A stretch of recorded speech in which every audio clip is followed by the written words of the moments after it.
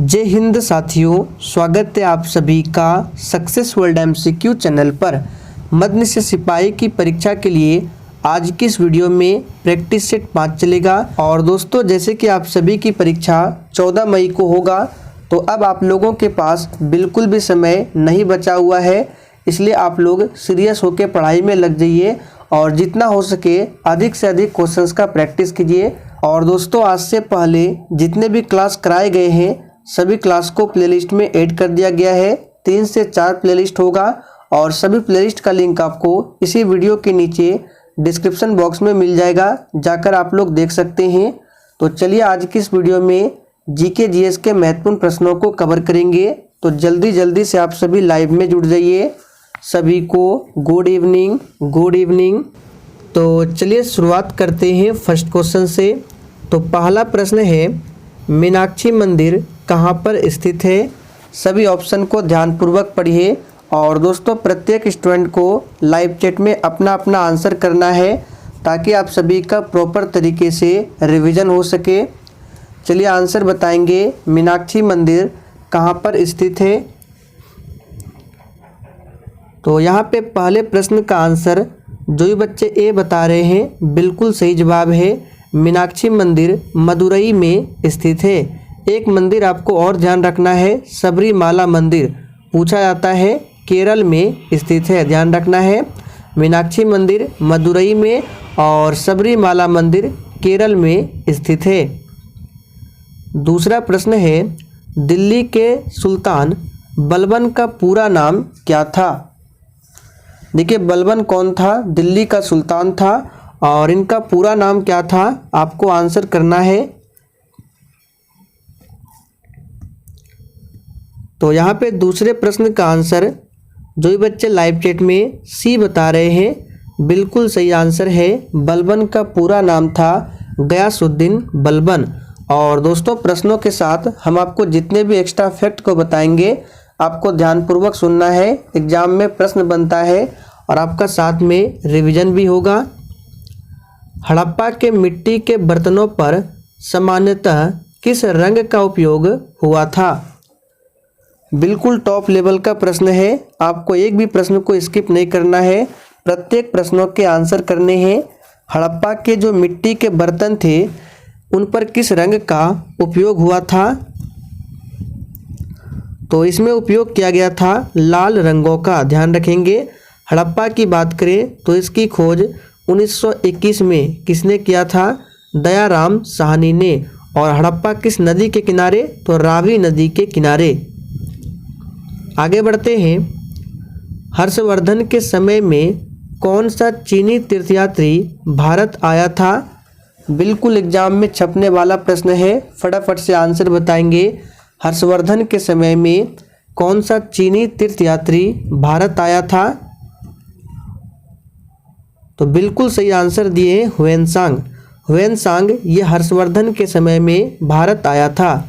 मेगास्थनीज की बात करें तो चंद्रगुप्त मौर्य के काल में आया था और इनकी प्रसिद्ध पुस्तक है इंडिका। मेगास्थनीज की पुस्तक का नाम है इंडिका। और फाहियान की बात करें तो ये चंद्रगुप्त द्वितीय, जिसको चंद्रगुप्त विक्रमादित्य भी कहा जाता है, के दरबार में आया था। निम्नलिखित में से कौन मूलतः जल या समुद्र का देवता था? बिल्कुल आपको सोच समझकर आंसर बताना है। सभी प्रश्न सिलेक्टेड है। निम्नलिखित में से कौन मूलतः जल या समुद्र का देवता था? तो यहाँ पे आंसर आपको इंद्र को नहीं करना है, यहाँ पे आंसर हो जाएगा वरुण। ध्यान रखेंगे, वरुण आपका आंसर होगा। बहुत बच्चे इंद्र आंसर बताते हैं जो कि गलत है।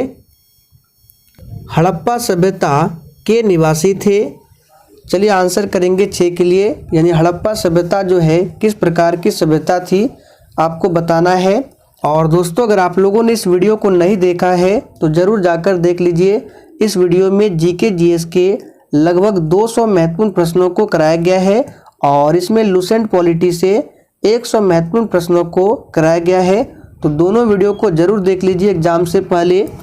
और दोनों का लिंक आपको यहाँ ऊपर शो हो रहा होगा साइड में, आप लोग क्लिक करके देख सकते हैं, या फिर इसका लिंक आपको वीडियो के डिस्क्रिप्शन बॉक्स में भी मिल जाएगा। तो हड़प्पा सभ्यता के निवासी थे। यहाँ पे आंसर हो जाएगा शहरी। जो भी बच्चे डी बता रहे हैं बिल्कुल सही जवाब है शहरी। आगे देखिए, निम्नलिखित में से किसमें कोबाल्ट होता है? बहुत ही आसान प्रश्न है, फटाफट से बताइए किसमें कोबाल्ट होता है, किस विटामिन में? तो यहाँ पे मैक्सिमम बच्चों का बिल्कुल सही जवाब है विटामिन B12 में कोबाल्ट पाया जाता है। इसका रासायनिक नाम क्या होता है? साइनोकोबालामिन। विटामिन B12 का नाम क्या है? साइनोकोबालामिन। याद रखेंगे। विटामिन C की कमी से कौन सा रोग? स्कर्वी, और इसका रासायनिक नाम है एस्कॉर्बिक एसिड। पृथ्वी के भूपटल में सर्वाधिक क्या है? बिल्कुल आपको सोच समझकर आंसर करना है। और दोस्तों, अगर आपको क्लास से रिलेटेड कोई जानकारी लेना हो तो आप लोग कमेंट करके पूछ सकते हैं। आपके कमेंट का रिप्लाई 100% दिया जाएगा। तो पृथ्वी के भूपटल में सर्वाधिक क्या है? तो यहाँ पे सही जवाब है ऑक्सीजन। याद रखिएगा। और वायुमंडल में पूछे सर्वाधिक, तो आप सभी जानते हैं नाइट्रोजन लगभग 78% के आसपास है। लिग्नाइट को प्रायः कहा जाता है? बिल्कुल 1 नंबर का प्रश्न है, फटाफट से आंसर कीजिए। और दोस्तों, आप सभी डेली क्लास को अटेंड कीजिए। क्लास का टाइम है डेली रात 8 बजे से, और आज आपका 8:30 बजे, ध्यान रखना है, आज से 8:30 बजे की क्लास में साइंस जीके का प्रैक्टिस सेट स्टार्ट हो रहा है। तो आप लोग ज़रूर इस क्लास को भी देखिए। तो लिग्नाइट को प्रायः क्या कहा जाता है? यहाँ पे सही जवाब हो जाएगा ब्राउन कोल, यानी कि भूरा कोयला कहा जाता है लिग्नाइट को।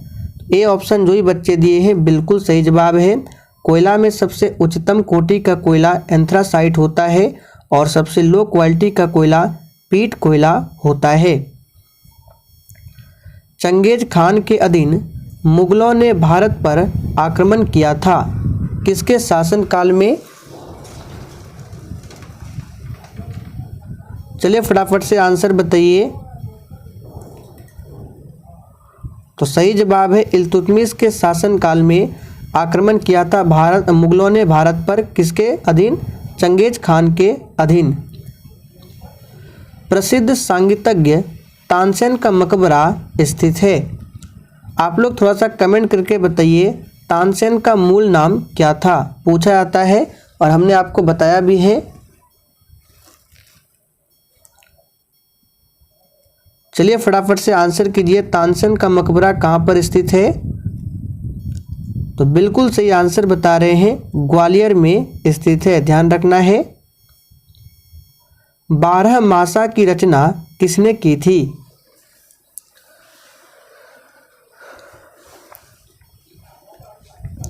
तो यहाँ पे आंसर क्या होगा? 12 मासा की रचना किसने की थी? तो मलिक मोहम्मद जायसी। ये प्रश्न आप लोगों के लिए इम्पोर्टेंट बन सकता है, इसको ध्यान रखें। सर्वोदय शब्द का प्रयोग सर्वप्रथम किसने किया था? देखिए, एक है सर्वोदय शब्द और एक होता है सर्वोदय समाज। दोनों में बहुत अंतर है, इसलिए आपको ध्यान से आंसर करना है। प्रश्न को पहले ध्यान से पढ़िए। तो सर्वोदय शब्द का प्रयोग सर्वप्रथम किया था महात्मा गांधी ने, और सर्वोदय समाज विनोबा भावे। दोनों याद रखना है। और पंडित जवाहरलाल नेहरू की बात करें तो इन्होंने संविधान सभा के समक्ष 13 दिसंबर 1946 को प्रस्तावना को पेश किया था। तो पूछा जाता है प्रस्तावना को संविधान सभा के सामने किसने लाया था? तो पंडित जवाहरलाल नेहरू ने। जयप्रकाश नारायण को लोकनायक की उपाधि दी गई है, और इन्होंने दिया है संपूर्ण क्रांति का नारा।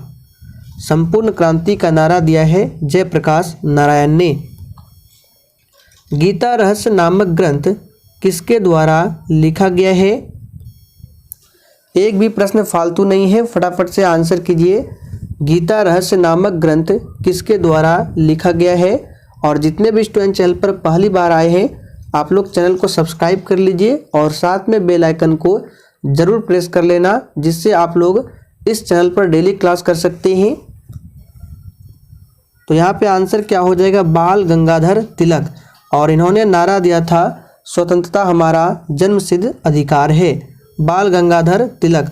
और इनको भारतीय शांति का जनक किसने कहा था? वैलेंटाइन चिरोल ने। ध्यान रखेंगे। रेशम कीट पालन को क्या कहते हैं?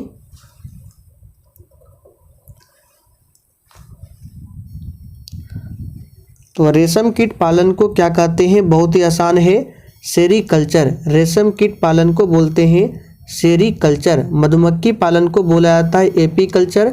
मछली पालन को बोला जाता है पीसीकल्चर। आगे देखिए, छत्तीसगढ़ में कोरबा जाना जाता है, यानी छत्तीसगढ़ का पार्ट है कोरबा, और ये किस लिए जाना जाता है? आंसर बताएंगे फटाफट से। और ये प्रश्न आपके एग्जाम के लिए इम्पोर्टेंट रह सकता है, इसको मार्क करके रखें। छत्तीसगढ़ में जो कोरबा है ये किस लिए जाना जाता है? तो दोस्तों ये जाना जाता है एल्युमिनियम उद्योग के लिए। भारत में पूर्वी तट के रूप में जाना जाता है। चलिए फटाफट से आंसर कीजिए। देखिए दोस्तों, हमने आपको कोरोमंडल और मालाबार के बारे में बहुत बार बताया है। जैसे कि ये भारत का नीचे साइड का मैप है, तो ये जो साइड है इसको बोला जाता है पूर्वी तट, और इसका नाम क्या है? कोरोमंडल। क्या नाम है? कोरोमंडल तट इसको बोलते हैं। और इधर जो हिस्सा है इस साइड को बोलते हैं मालाबार तट। ध्यान रखना है, ठीक है। तो यहाँ पे आंसर क्या होगा? पूर्वी तट, यानी कि ये हिस्सा को बोलेंगे कोरोमंडल। तो सी ऑप्शन में दिया हुआ है। ध्यान रखेंगे, यहाँ पे अरब सागर, बंगाल की खाड़ी, नीचे हिंद महासागर। गोबी मरुस्थल किस देश में स्थित है? चलिए फटाफट से आंसर कीजिए। गोबी मरुस्थल किस देश में स्थित है? तो देखिए दोस्तों, गोबी मरुस्थल जो है ये कहाँ स्थित है? याद रखेंगे, मंगोलिया में। कहाँ पर? मंगोलिया में स्थित है। ऑप्शन में आपको चाइना भी मिल सकता है, तो दोनों ही याद रखना है, चाइना और मंगोलिया। ऑप्शन में जो मिले आपको वो आंसर बताना है। और पूछा जाता है थार मरुस्थल, तो आप सभी जानते हैं थार मरुस्थल कहाँ पर है? तो ये भारत में है। सहारा मरुस्थल पूछा जाता है, अफ्रीका में है। ऑस्ट्रेलिया को प्यासी भूमि का देश कहा जाता है। भारत में कितने राज्य और केंद्र शासित प्रदेश है? बिल्कुल बच्चों वाला प्रश्न है, और आपके एग्जाम में भी 1 से 2 प्रश्न बिल्कुल बच्चों वाला पूछा जाता है। तो भारत में कितने राज्य और केंद्र शासित प्रदेश है? तो अभी वर्तमान में 8 + 8 यानी 28 राज्य और 8 केंद्र शासित प्रदेश है। कालाहारी मरुस्थल किस देश में स्थित है? चलिए आप सभी 20 के लिए आंसर बताएंगे। अब देखिए, इस प्रश्न में बच्चों को डाउट रहता है। कोई यहाँ पे आंसर बताएंगे नामीबिया, कोई बोत्सवाना, तो कोई दक्षिण अफ्रीका। तो एग्जैक्ट आंसर क्या होगा? चलिए आपका कन्फ्यूजन दूर करते हैं। देखिए, कालाहारी मरुस्थल ये दक्षिण अफ्रीका में भी है, नामीबिया में भी है और बोत्सवाना में भी है, यानी तीनों जगह पर है। लेकिन कालाहारी मरुस्थल इसका सबसे अधिक विस्तार जो है ये है बोत्सवाना में। तो इस प्रकार आपका आंसर हो जाएगा यहाँ पे बोत्सवाना। याद रखेंगे। मोरक्को के इब्न बतूता किसके शासन के दौरान भारत आया था? चलिए किसके लिए फटाफट से आंसर कीजिए। और दोस्तों, अगर आपको ये सेशन थोड़ा भी पसंद आ रहा हो तो आप सभी सेशन को दिल से एक बार ज़रूर लाइक करेंगे। तो मोरक्को के इब्न बतूता किसके शासन के दौरान भारत आया था? तो मोहम्मद बिन तुगलक। बहुत ही सिंपल है, डी ऑप्शन आपका सही जवाब है। ध्यान रखना है। कुतुबुद्दीन ऐबक की बात करें तो इन्होंने गुलाम वंश की स्थापना की थी 1206 ईस्वी में, और इसे लाख बख्श के नाम से जाना जाता है। अलाउद्दीन खिलजी के दरबार में रहते थे अमीर खुसरो। पादप कोशिकाओं का सबसे बाहरी आवरण क्या कहलाता है?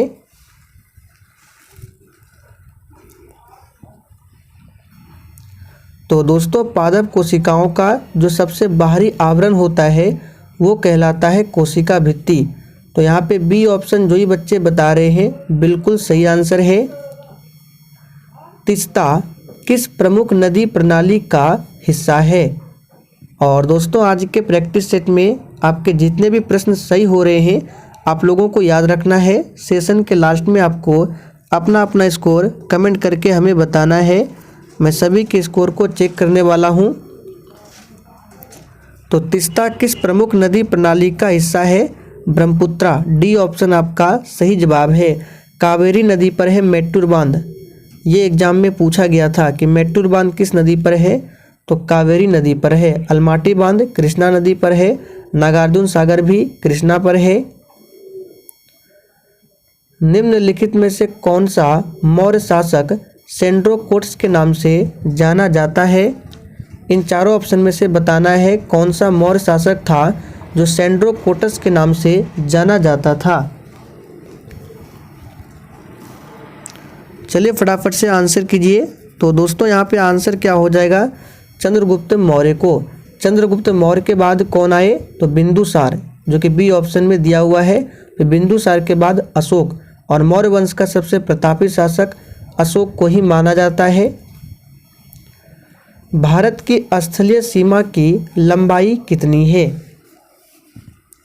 चलिए आप सभी 25 के लिए फटाफट से आंसर बताएंगे।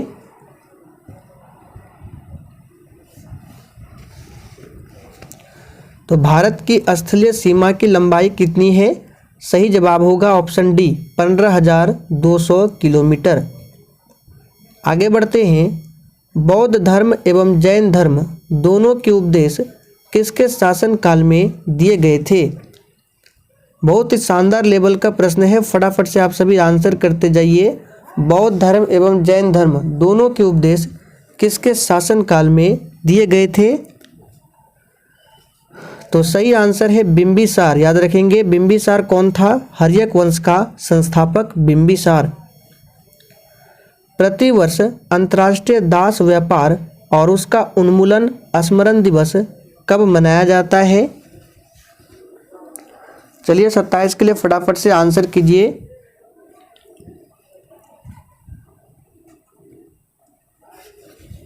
तो यहाँ पे आंसर क्या हो जाएगा? सी ऑप्शन 23 अगस्त को।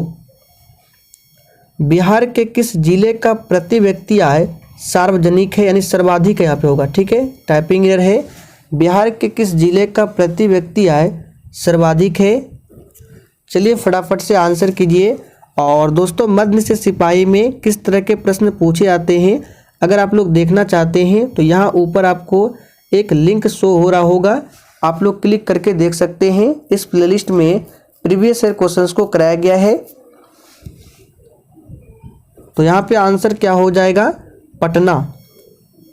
और पटना हाईकोर्ट पूछा जाता है। पटना हाईकोर्ट की स्थापना 3 फरवरी 1916 को। गुगली शब्द किस खेल से संबंधित है?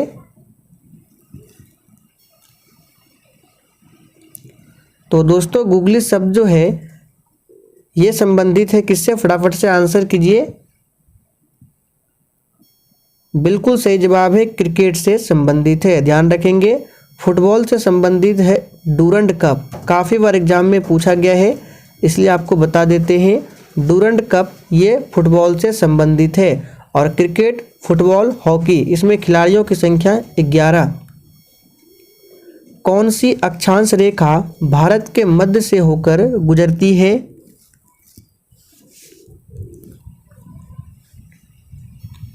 तो ये है कर्क रेखा, जो भारत के मध्य से होकर 8 राज्यों से होकर गुजरती है।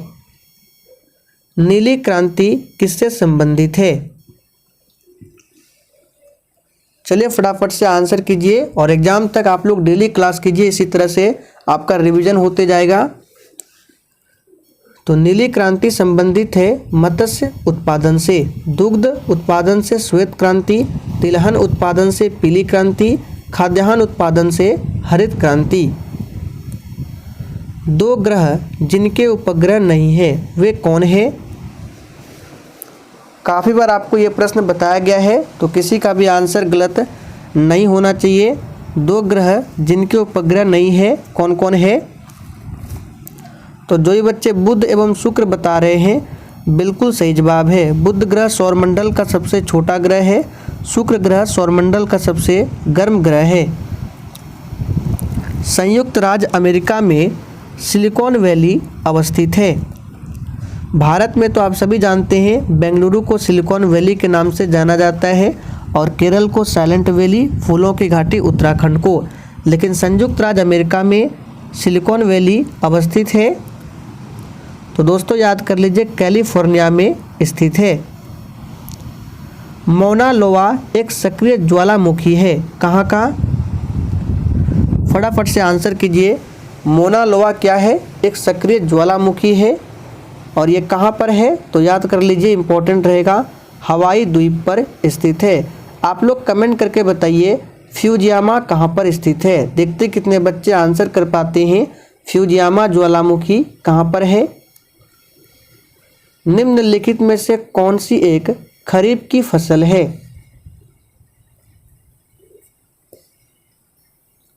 तो खरीफ की फसल कौन सी है? सोयाबीन, ये खरीफ की फसल है और सबसे अधिक सोयाबीन होता है मध्य प्रदेश में और सोयाबीन में सबसे अधिक होता है प्रोटीन। WTO का पूर्ववर्ती नाम क्या है?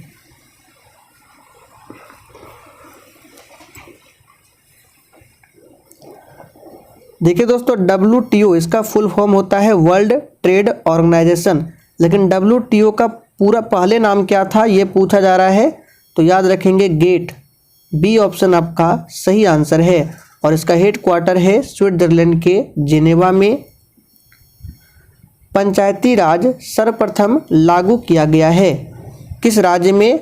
अब चलिए यहाँ से आपको 3 से 4 इम्पोर्टेंट प्रश्नों को बताते हैं। सबसे पहला प्रश्न बनता है कि पंचायती राज को कब संवैधानिक दर्जा मिला था, यानी किस संविधान संशोधन के तहत? तो याद कर लीजिए 73वां संविधान संशोधन था जिसके तहत पंचायती राज व्यवस्था को संवैधानिक दर्जा दिया गया था और ये कब हुआ था?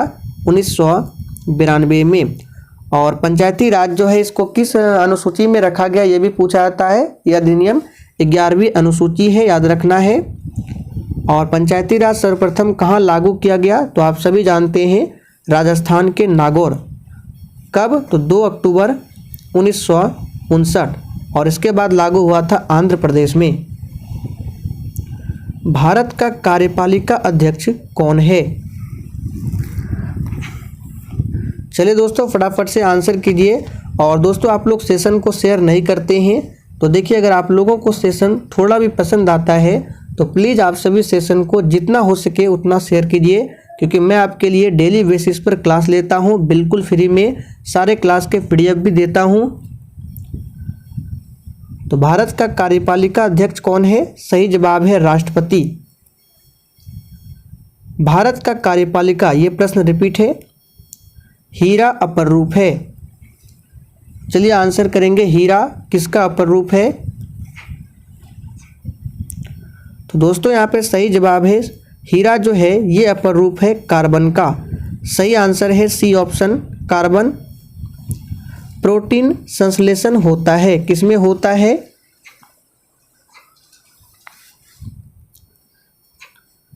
तो दोस्तों प्रोटीन का संश्लेषण होता है राइबोसोम में, आप सभी जानते हैं। रासायनिक रूप से मिल्क ऑफ मैग्नीशिया क्या होता है? और दोस्तों आपसे फिर से बोल रहे हैं, आप लोग साइंस जीके का प्रैक्टिस सेट भी डेली अटेंड कीजिएगा। आज से शुरू होने जा रहा है रात 8:30 बजे में। तो रासायनिक रूप से मिल्क ऑफ मैग्नीशिया क्या होता है? Magnesium hydroxide. कौन से शासकों ने एलोरा मंदिर का निर्माण कराया था? तो ये हो जाएगा आंसर, क्या फटाफट से कीजिए, राष्ट्रकूट। किस क्षेत्र में अधिकांश मौसम संबंधी गतिविधियां होती है? यानी वायुमंडल के किस परत में मौसम संबंधी घटनाएं घटित होती है? तो हमने आपको बताया था वायुमंडल की पहली परत क्या नाम है? क्षोभ मंडल, और इसी में मौसम संबंधी घटनाएं घटित होती है। क्षोभ मंडल के बाद होता है समताप मंडल और इसी में पाया जाता है ओजोन लेयर जिसका सूत्र होता है O3। तो आंसर क्या होगा? B option. किसकी उपस्थिति के कारण किसी पादप कोशिका और पशु कोशिका में अंतर पाया जाता है? तो किसकी उपस्थिति के कारण होता है ऐसा? ये होता है, याद रखिएगा, कोशिका भित्ति। बी ऑप्शन जो ही बच्चे दे रहे हैं बिल्कुल सही आंसर है। भारतीय संविधान सभा की संघ शक्ति समिति का अध्यक्ष कौन था? ये प्रश्न आप लोगों के लिए छोड़ रहे हैं, हमने आपको बहुत बार बताया है। इसका आंसर आपको कमेंट बॉक्स में प्रश्न संख्या 46 लिख के आंसर देना है। तो दोस्तों आज के लिए इतना ही। फिर से रिक्वेस्ट है, सेशन पसंद आया हो तो प्लीज़ आप सभी सेशन को अधिक से अधिक शेयर कीजिए, ताकि ऐसे ही एग्जाम तक आपको डेली और रेगुलर क्लास मिलते रहे।